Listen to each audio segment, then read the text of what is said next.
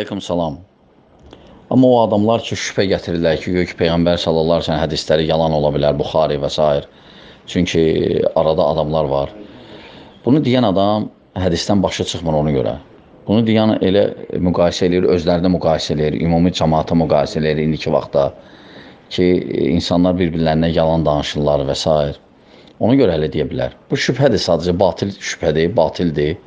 Çünki özünüz görürsünüz ki, hətta böyük məsələn insanların, məşhur insanların sözləri qalıb, kitabları qalıb, nə qədər sözləri var, nə qədər məsləhətləri var. Onlar hamısı qalıb. Ne üçün? Çünki xidmət olunub, qorunub.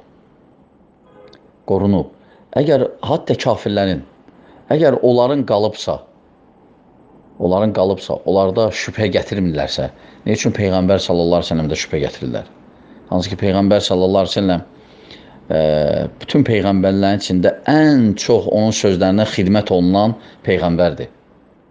Ən çox. Və indiyəcən də xidmət olunur. Adı bütün dünyada səslənir azanlarda. Yeganə peyğəmbərdir sallallahu əleyhi və səlləm bu məsələdə. Ona görə bunu deyən adam cahildir ya da qəlbi xəstədir, kafirin biridir. Sadəcə şübhə gətirmək istəyir müsəlmanları Peyğəmbər sallallahu əleyhi və səlləmdən, hədislərindən uzaq düşürmək istəyir, hətta insanlar azsınlar. Çünki hədissiz Quranı biz başa düşə bilməyəcəyik. Ona görə